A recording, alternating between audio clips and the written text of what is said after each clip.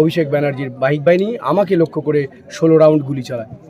আমি কোনো রকমে প্রাণ রক্ষা করি একটা গাছের আড়ালে থেকে। কারণ তো ব্লাড, আমাদের কর্মীদের ওরা মেরেছে, গুলি মেরেছে, সেই রক্তের দাগ কর্মীদের বাঁচাতে গিয়েছে। দর্শক এই মুহূর্তে দেখতে পাচ্ছেন রক্তের দাগ ডায়মন্ড প্রার্থী মজনুল লস্করের উপরেও হামলা হয়েছে। দেখতে পাচ্ছেন রক্ত এই মুহূর্তে দেখাতে পাচ্ছি আমি, জামার উপরে রক্ত। এই যে, আর যেটা সব থেকে বড় ঘটনা হলো, গ্রামবাসীরা বলছে এই যে দুষ্কৃতীদেরকে এই ডায়মন্ড হারবার থানার পুলিশ জিপে করে বিভিন্ন মোড়ে মোড়ে বসিয়ে দিয়ে গেছে। অর্থাৎ ডায়মন্ড হারবার থানার ওসি, আইসি পুরো এই ঘটনার সাথে যুক্ত করেছে। বিভিন্ন জায়গায় অভিষেক ব্যানার্জির যে দুষ্কৃতী রয়েছে, দুষ্কৃতীদেরকে এনেছে, পুলিশ অস্ত্র সাহায্য করেছে, পুলিশের হাতে যে চার্জেবল লাঠি থাকে সেই লাঠি ধোঁয়ায় ধোঁয়া ছুটিয়ে দেখেছেন, এগুলো পুলিশই। আর এখানকার দুষ্কৃতী এই ডায়মন্ড হারবার থানার আক্রমণ করেছে গ্রামবাসীদের উপর। স্যার আজকের A to Z এই সমাবেশকে, জনসভাকে বাধা দেওয়ার জন্য কি পরিমাণে হামলা হলো A to Z আপনি একটু খুলে বলবেন। আজকে দেখুন, আজকে আমাদের জনসভা ইলেকশন কমিশনারের যে নির্দেশ, সেই নির্দেশ অনুযায়ী এবং আমরা পারমিশন পেয়ে আজকে শান্তি শৃঙ্খলার মধ্যে দিয়ে আমাদের জনসভা চলছিল।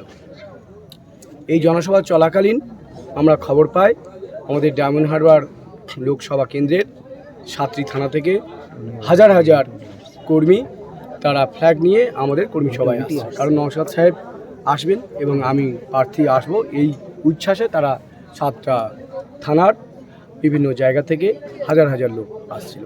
আমাদের কাছে খবর আসে যে এখানে চণ্ডীগড় এরিয়াতে ফলতা থেকে যে সমস্ত লোকজন আসছিল তাদেরকে রুখে দিয়েছে তৃণমূলের অঞ্চল সভাপতি সুবিদ লস্কর আর আরেকজন তৃণমূলের সঞ্জীব সরকার। উনি কোন পদে আছে?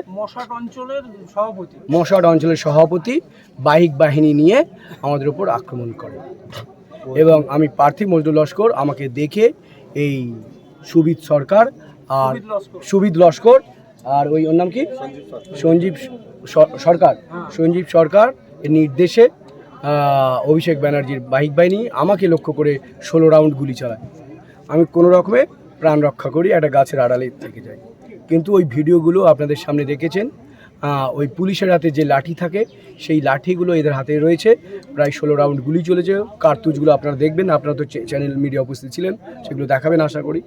আর যেটা সবথেকে বড় ঘটনা হলো, গ্রামবাসীরা বলছে এই যে দুষ্কৃতীদেরকে এই ডায়মন্ড হারবার থানার পুলিশ জিপে করে বিভিন্ন মোড়ে মোড়ে বসিয়ে দিয়ে গেছে। অর্থাৎ ডায়মন্ড হারবার থানার ওসি, আইসি পুরো এই ঘটনার সাথে যুক্ত।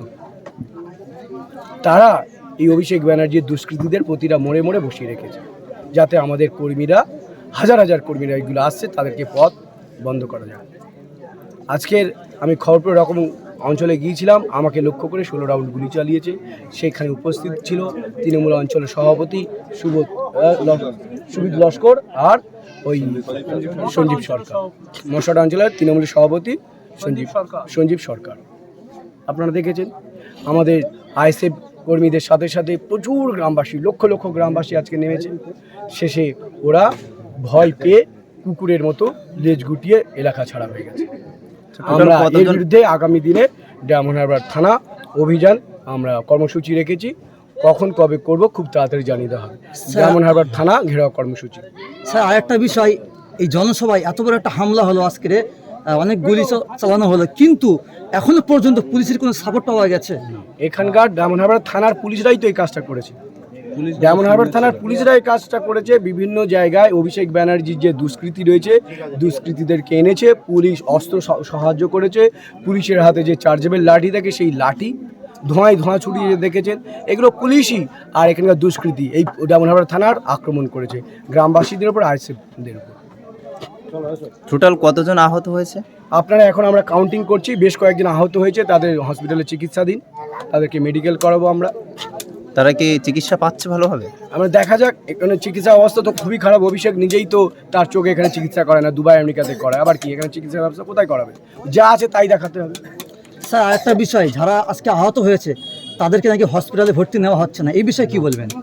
দেখা যাক, এ তো সমস্ত জায়গায় করছে। অভিষেক ব্যানার্জি গোহারা হারছে, শুধু অভিষেক ব্যানার্জি নয়, তৃণমূলের 42টা এমপি হারছে। যদি বাই চান্স একটা দুটো জিতে যায়, তারা এই লোকসভা নির্বাচনের পর বিজেপিতে জয়েন করবে। আচ্ছা, প্রথমেই প্রোগ্রাম শুরুর প্রথমে শুনছিলাম মাইকের মাধ্যমে অ্যানাউন্স হচ্ছিল যে নওশাদ সিদ্দিকীকে এই প্রোগ্রামে আসার জন্য আটক করা হয়েছে, এই বিষয়ে কি বলবেন? আপনারা তো দেখলেন ওদের তৃণমূলের যারা অঞ্চল সভাপতি বা সদস্য, ধরুন 100 জনে 2 জন বা 3 জন যারা সরাসরি অর্থ সংগ্রহ করে অভিষেক ব্যানার্জির পকেট থেকে বা পঞ্চায়েত থেকে চুরি করে রেখেছে, জানে আইএসএফ আসলে এইগুলো তদন্ত হবে, পঞ্চায়েতের দুর্নীতি তদন্ত হবে, পৌরসভার দুর্নীতির তদন্ত হবে, 100 দিনের কাজের দুর্নীতি তদন্ত হবে, গরিবের যে হকের বাড়ি সেই বাড়ি দেওয়াই সেই তদন্ত করা হবে। ওদেরকে কোমরে দড়ি পরিয়ে হাইকোর্টে নিয়ে গিয়ে মহামান্য আদালতের কাছে আবেদন করব, ওরা যে অন্যায়ভাবে গরিবের যে হকের টাকা বা আমাদের জনগণের ট্যাক্সের টাকা লুট করেছে সেই টাকাগুলো যাতে ফেরত দেওয়া হোক, ওই তাদের কোমরে দড়ি বেঁধে তাদের সম্পত্তিগুলো নিলাম করা হবে। নিলাম করে ওই যে গরিবের যে হকের টাকা খেয়েছে, বাড়ির টাকা, ড্রেনের টাকা, রাস্তার টাকা, সেগুলো সেই জায়গা আবার ফিরিয়ে দেওয়া হবে। এই ভয়তে যেন আইএসএফ আসলে এই কাজটা করবে, সেই জন্য 2-4 জন আছে গুন্ডা বাহিনী, আমাদের গ্রামবাসীরা আইএসএফরা রুখে দিয়েছে। আচ্ছা, অভিষেক ব্যানার্জি কি ভয় পেয়েছে? অভিষেক ব্যানার্জি তো ও তো বাপের বেটা, যদি হয়তো আমার সামনে তো আসে না, ও বাপের বেটা না কিসের বেটা আমি নিজে জানি না। অভিষেক ব্যানার্জি কি কোনোদিন ডায়মন্ড হারবার এই লোকেদের জন্য পার্লামেন্টে গিয়ে 1 মিনিটের জন্য একটা কথা বলেছে? তার ভিডিও ক্লিপ আছে, দেখাতে পারবেন?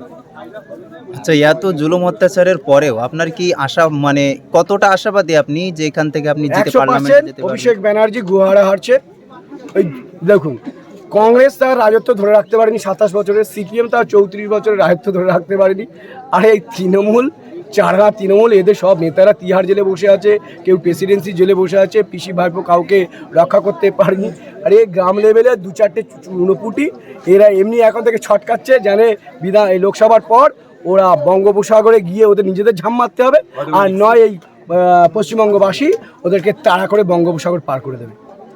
আচ্ছা, অনেক প্রার্থীকে দেখা যায় যে নর্মালি ঘোরাফেরা করে, কিন্তু আপনি যখন এখানে আসছিলেন তখন আপনার গা থেকে অত্যন্ত ঘাম ঝরে পড়ছে, জামা ভিজে গিয়েছে, জামাই বা শরীরে অনেক বিভিন্ন জায়গায় দাগও দেখা যাচ্ছে।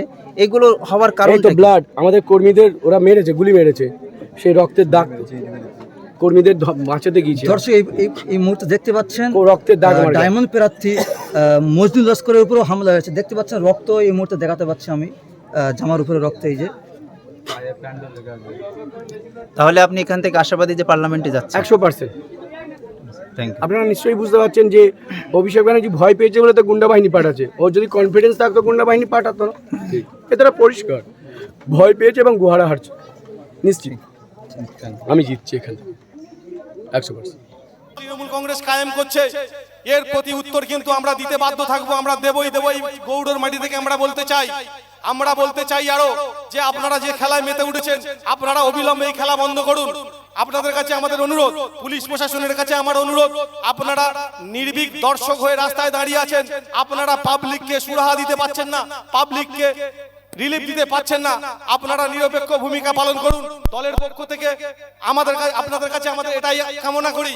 তো বন্ধুগণ যারা এসছেন, এই লড়াই জারি থাকবে। ইন্ডিয়ান সেকুলার ফ্রন্ট পিছিয়ে যাওয়ার জায়গা নেই, ইন্ডিয়ান সেকুলার ফ্রন্ট পিছিয়ে যাবে না। ইন্ডিয়ান সেকুলার ফ্রন্ট চোখে চোখ রেখে লড়াই করবে।